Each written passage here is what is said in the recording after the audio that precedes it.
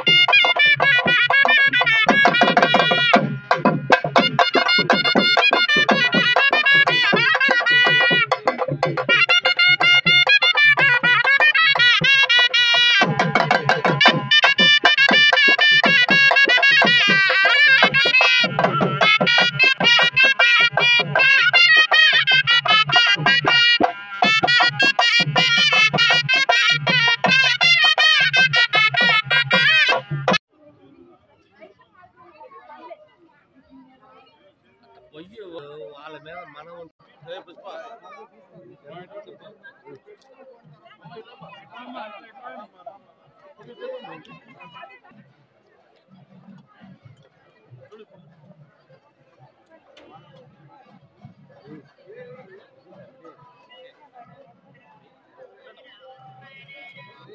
చెప్పు.